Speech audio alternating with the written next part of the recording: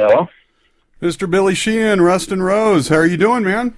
I'm good, man. How are you? I'm doing good. It's good to talk to you again. This time we get to talk about a different band. we could have several phone conversations on all the bands, huh? There you go. So today we're going to be talking about Niacin. The new album Crush is going to be coming out here on April 2nd, the sixth studio album. It's been 7 years since the last album. Yeah, quite a stretch. All of us were busy. Dennis was doing the Santana thing. I did a bunch of stuff with Mr. Big, so we didn't have any time to really get shit together. But now we recently finally got it all together and got a record out, I'm happy to say. Absolutely, and you've worked with some amazing talent in all of your bands, but most fans, of course, are familiar with you from Mr. Big, Tallis, David Lee Roth. Those familiar with that work might not be as familiar with the amazing talents of John Novello or Dennis Chambers. How did Niacin originally come about? Because it's been like almost 17 years now, I think. Yeah, it's been a long time. Amazing how time flies.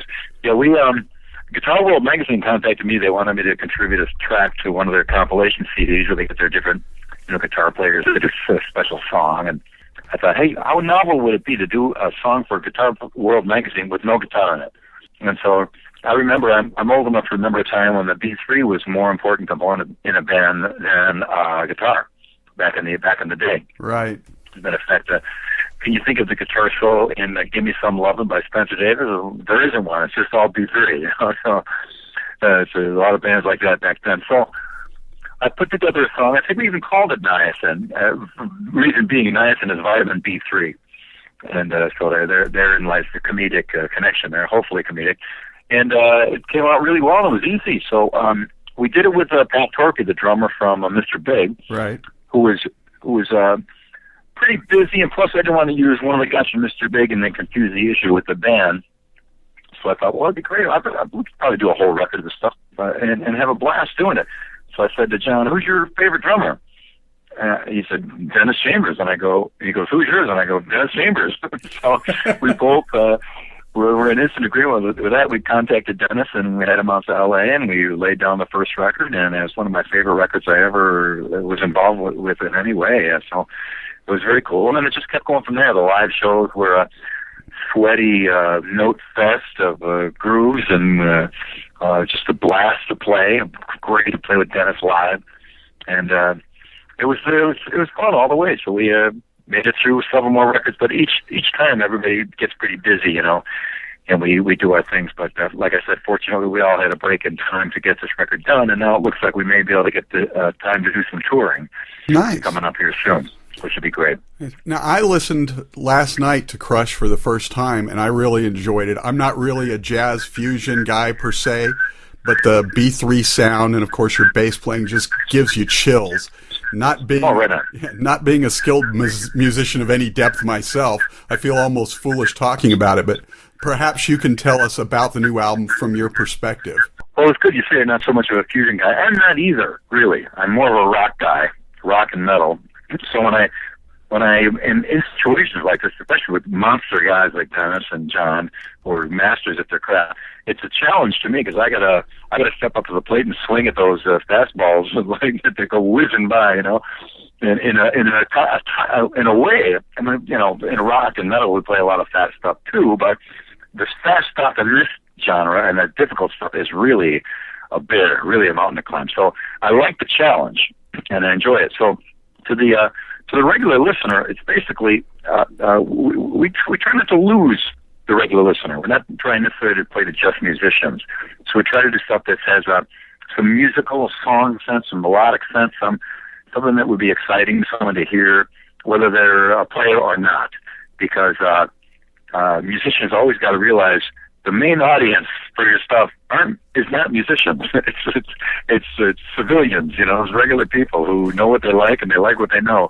And so we keep that in mind, not to pander to anyone, but just to keep that in mind, to keep the music accessible, but still be a challenge to people who listen to it, but a good challenge, something that they would enjoy.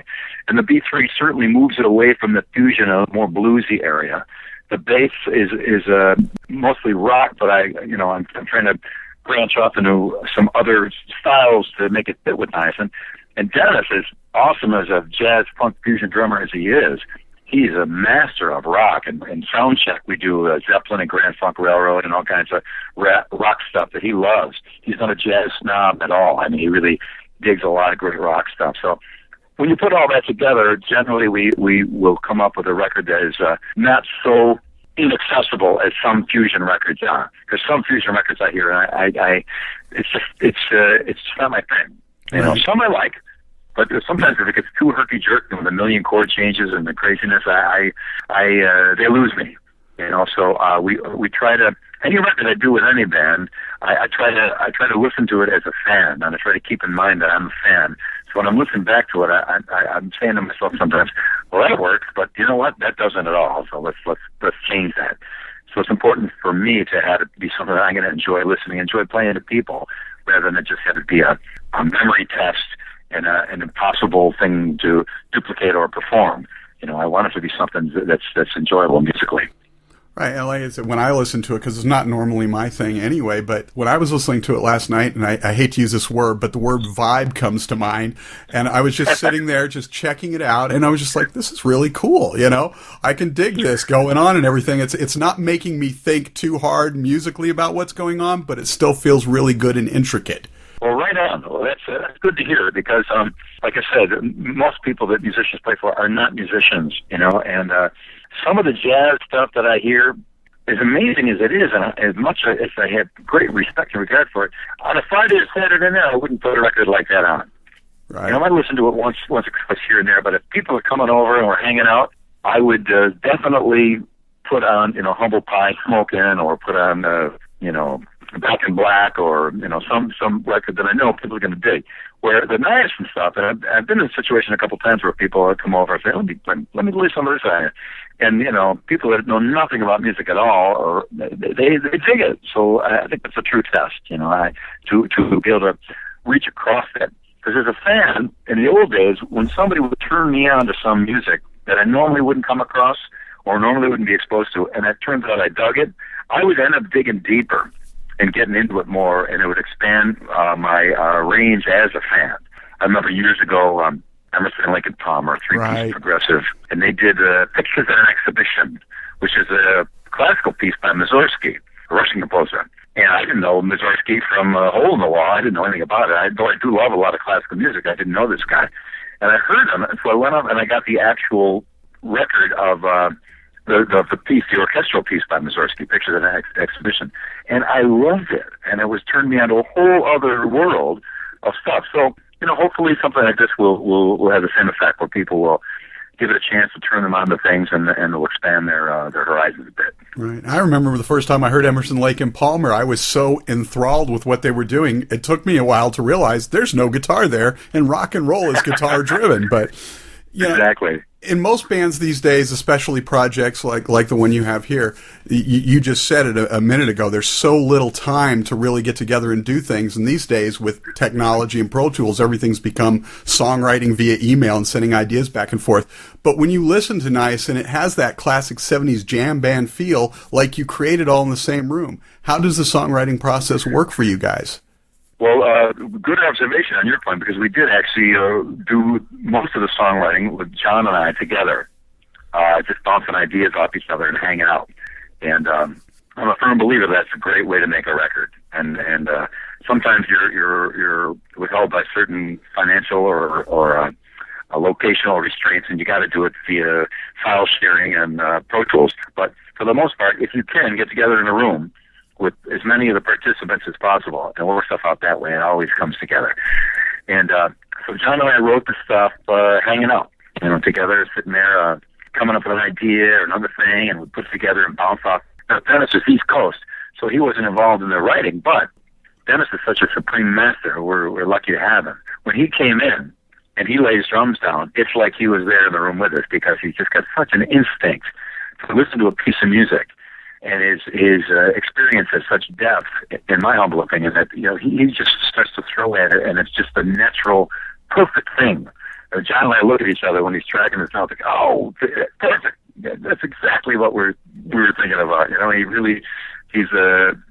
we've worked together a lot, so we kind of have a built-in little bit of an instinct and understanding of where I kind of know where one guy's going to go. He knows where I'm going to go, so it works like that. So it does have a bit of a feel of how records were made back then, and I believe the technology has caught up to us enough now where we can make records like that again, and it's a lot easier, and to just got to get everybody in the same room, and I've done that with a couple of records recently, and it's always paid off with artistic depth of the final product. Now, I know you love all the songs because obviously you guys spent the time to record them and everything, but are there one or two tracks on Crush which have interesting stories behind them or that perhaps speak more loudly to you personally than the others? Well, the song Electricity is it's really a jazzy thing. It's not an inaccessible jazzy thing because it's based a little bit on a blues kind of an idea, so it's not it's like wild ass chord changes that nobody can follow. But the time of it, the swing jazz time of it, is Dennis just killing it.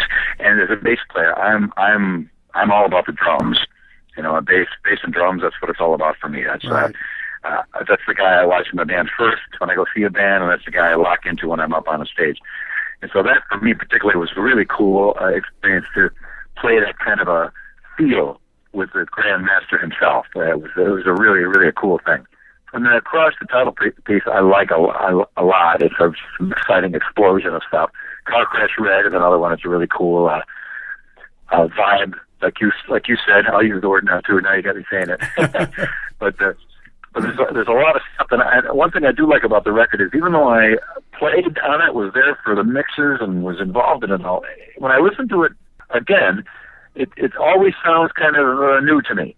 It does sound like, oh yeah, I remember that. Oh yeah, that's something. But I'm still kind of intrigued, and I think a lot of that comes from, again, my humble opinion, the combination of three people creates kind of a fourth person, if you will, or the accumulation of what all three of us do together adds something that wouldn't be there if you took all of us individually. They kind of the sum is greater than the whole of its parts, or whatever that saying is. The whole is greater than the sum of its parts. That's whole WHOLE, incidentally. It really is. The whole is greater than the sum of its parts. When we together, there's a thing that happens with us together that just kind of adds a little flair to it that I do enjoy hearing, that I don't notice when I'm just playing it with those guys. There's another extra little layer of magic that happens by the fact that we're all there. So I'm really pleased about it. What I think is really neat when I was listening to it, being a big Sheehan fan, your bass style and everything, your bass playing has a very distinct personality. And when you listen to the Niacin stuff, it's like seeing another side of your personality. It's still very distinctly you, but there's just this different feel to it. Do you get that when you're doing it, or do you not even notice it? Oh yeah, definitely. I feed off the people around me in a band, and I think that's why I'm more of a band guy than a solo guy. I like to be in a band with equal members where everybody has input and everybody has their life and ideas, and it skews how I think about stuff. When one guy makes a right turn or a left turn, I gotta readjust and play to that, or he's gotta play to me, or whatever. So it's always a different experience. Playing with Steve Vai, I played bass differently because it's Steve's music and his songs, and I wanted to nail what he had and still add a little bit, but realizing that I'm there to back Steve up and do my best to make the whole band sound good. We're all kind of equal members, so we all contribute, but we all give and take, push and pull, leave room for the other guy, he leaves room for you. That's a whole other mentality. So in Niacin, in a similar way, we feed off each other. So it brings different things out of all of us. I think Dennis plays differently in this band than I've seen him play with a lot of different artists. Always amazing. Dennis is the greatest musician I know on any instrument, and when he plays in Niacin, it's a different feel. I mean, we get him to move a little bit more heavy area and a more rock area, but he still doesn't lose what he originally has, which is just a grand master of funk fusion and the time. So it's interesting to see how it affects all of it. Certainly, it's affected me differently and made me move to a different spot. And sometimes it's a little bit of a challenge too, and I like that. I like to be challenged by the players I'm working with. it's a joy to me.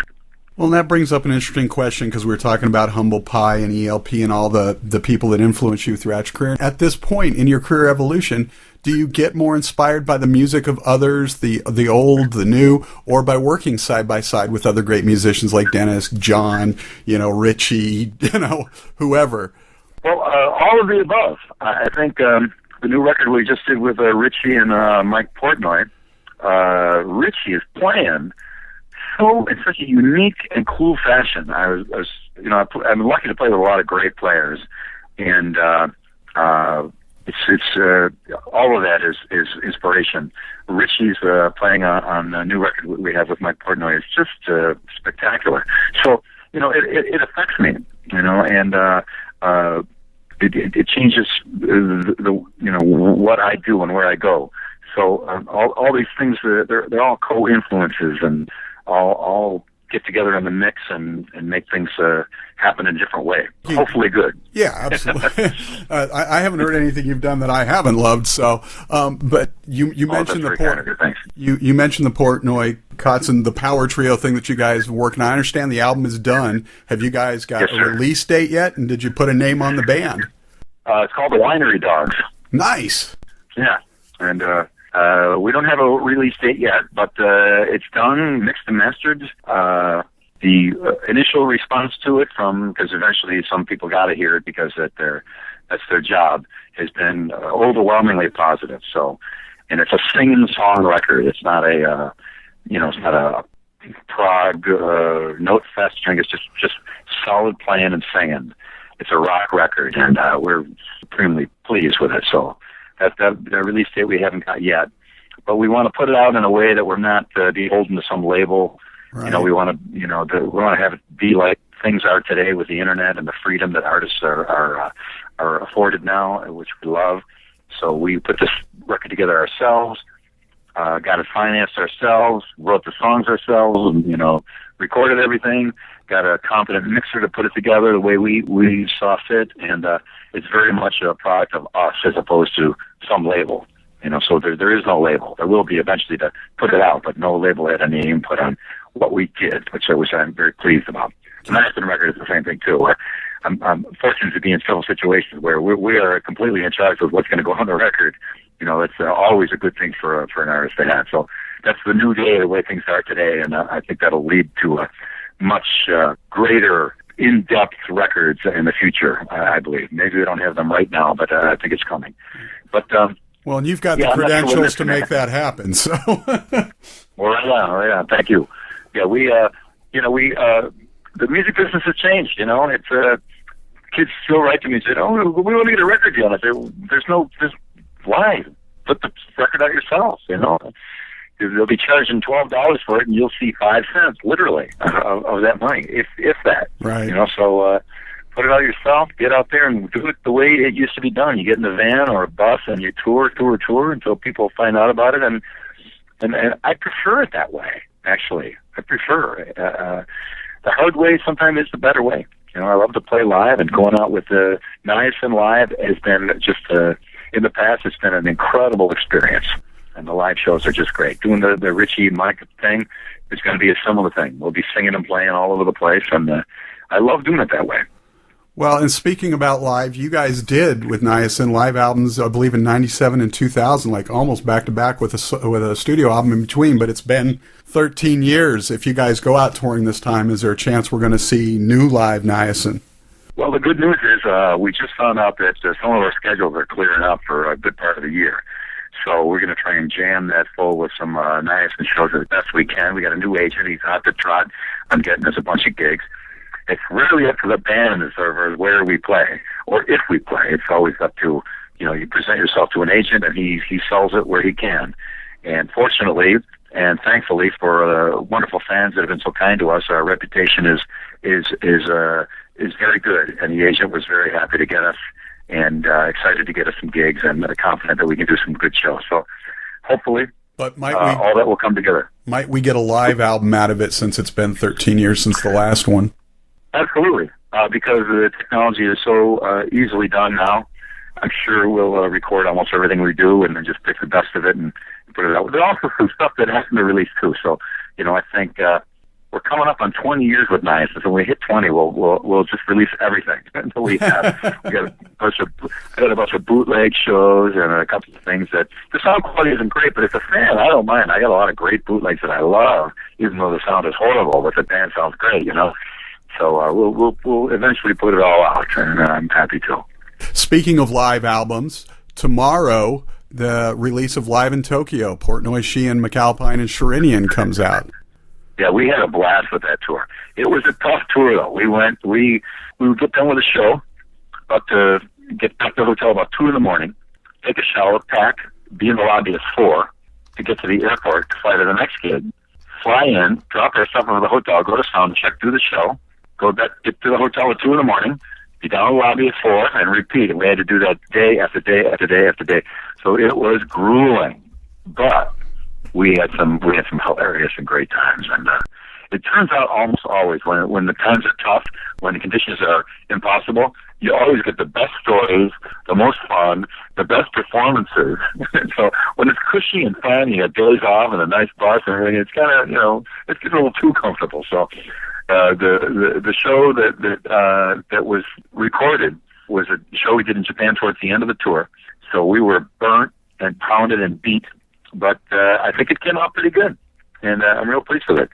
The DVD looks wonderful. The production quality in Japan when they do something is just second to none. They really know how to do it right. So we're happy to have opportunity to play there and have them document it. So I right down the street from my house is Simon Phillips' studio. I mean, literally, I could throw a rock from the rooftop and hit it just about. And so I went. He did the mixing there. Simon's great. He's a real fastidious perfectionist, and he got everything right on. So the sound is wonderful. And having a drummer mix it is kind of cool because, Mike, being the drummer that he is, having Simon Phillips in there mixing that was a great combination. And Simon did a wonderful job on it. And so I'll be interested to see the reaction to it. But we just did it as kind of a fun. We initially did that because Mike had a few years ago. He had a show to do at the music trade show, the NAMM show. Right. And he asked me if I wanted to play bass on it, and Tony's going to play guitar, and Eric's going to play keyboards. So we just threw a bunch of songs together, so Mike could do, I think it was Sabian Day or something like that for Sabian cymbals. And then it came off really well, so he said, would you guys mind doing another show at the Drum Channel? We're going to do a recorded on video. So we did that. And then Derek Sherinian said, hey, do you guys mind if I call some agents to see if they might want to book this? And I figured, there's not a chance they will, but sure, go ahead. And sure enough, he booked a huge tour, literally around the world. We circumnavigated the globe on the tour. South America, all over Europe, all over Southeast Asia, and Russia, and everything. So it was grueling, but boy, it was a satisfying and a great experience. And playing with Tony McAlpine, he's just, what a genius. One of the greatest musicians I know. He's just incredible. Derek Sherinian kills on keyboards, too. He's just a great, great player. Hilarious guy to tour with. And, of course, Mike Portnoy's reputation precedes him everywhere. He's just a spectacular player and rock solid. And for me, it's about the drums. I enjoyed playing with him very much. Right. You've played with some of the most amazing drummers in your career. So with all the stuff you've got going on, there's still always more going on. What else are you working on these days? George Lynch mentioned you the other day when I talked to him. Something going on there? And what's up with Mr. Big right now? Oh, George, we just did one show again at the music trade show. It was myself, Ray Legier is a dear friend of mine, plays drums for Korn, right, and George, and then Doug Pinnick got up and sang a couple of songs. And one of the other guys from Korn got up too, so it was a pretty cool thing. But that wasn't permanent. It was just enjoyable though to play with George and Ray and right. Doug, of course. Doug Pinnick I love, is great. That was just a one-off, but who knows? In the future we'll make it a jam again. I'm doing another record with Ray Legier, the aforementioned drummer, just bass and drum, and see if we can pull it off. It's just bass playing and drumming. Just a raucous, wild bass and drum woven together. See how that goes. The Portnoy costume thing is coming out, of course. And I'm doing another Metal Masters show in New York City coming up. I did one about a year and a half ago. It was me and Kerry King from Slayer, drummer from Slayer, drummer, guitar player, bass player from Anthrax, and Phil Anselmo from Pantera, right, singing. So I was a little out of my element. Because they're heavy metal guys. But we had a riot, and they were great. They played amazingly, and I just had a blast playing with them. So I'm glad to have the opportunity to do it again. I'm not sure who's going to be on this one, but playing with Carrie and the Anthrax guys, and it was just a incredible joy. And the audience was so generous; they were very kind to me. And I know I'm not necessarily of that particular genre, but they were really cool, and I really appreciated it very much. And Frank Bello from Anthrax, he kind of set it up. He said, let's bring Billy along and throw him into this shark pool here, see if he can swim, And it was great. They were just so nice to me and wonderful guys, and I'm glad to make friends like that. And I knew all those guys again from the distance a little bit, but working with them was just a joy. So I'm not sure who's going to be in the newest one coming up in May in New York, but hopefully the same guys or equivalent. That would be wonderful. And of course, Mr. Big, what's going on with your home? I forgot. I'm sorry, Mr. Big. The main focus of most of my attention for most of the time. Mr. Big is just a wonderful experience. I'm so glad we got a chance to get back together. We're not doing anything this year. We'll probably talk at the end of the summer about what we're going to get into for next year, and probably do I'm not sure what the plan will be. I'd like to say album and tour, but also, it's nice that we don't have to fit into the template of doing things exactly how we're supposed to, quote unquote. So who knows what we might do, but I hope whatever it is, we get to play together again, play live, and do whatever, because then it's always a joy. I'm still hoping you're going to record a cover of Radar Love for me, because I don't think anybody could do it better. So. Oh, cool. Right on. All right. Golden Earring. Oh, cool. Yeah. So last question, totally random and pointless, just for fun. Do you speak any other languages, or is there another language you'd like to learn? Well, my wife's Italian, so I gotta get on the stick and learn a little Italian, because she's on my case, because I go to her house, and her mom and dad are there. She's got to do all the translating all the time, and her dad is taking a liking to me, so he always wants to talk. So she's burdened with the translation all the time. But one thing I did learn is I learned how to say thank you in almost every language. That's coming real handy. In Korean, Thai, Greek, Turkish, Italian, French, German, Swedish, all those. It's always handy to know that. So at the very least, if I can't speak the language, at least when they hand me my beer or a glass of wine, I can say thank you in their language. That always helps. Beautiful. For a minute, I thought you were going to say Japanese because you spend so much time in Japan. But Billy Sheehan, Niacin, Mr. Big, the Mike Portnoy Projects, Winery Dogs, everything you've got going on. Thank you for all the music you've given us. The new album, Crush, from Niacin, coming out April 2nd. The Portnoy, Sheehan, McAlpine, Sherinian, live in Tokyo, out tomorrow, March 20th. Billy, again, thanks so much for taking the time. Look forward to all the new stuff, and we'll see you out on the road, I hope. Thanks for your time, man. Thanks so much for doing the interview, and hopefully I'll see you out there, okay?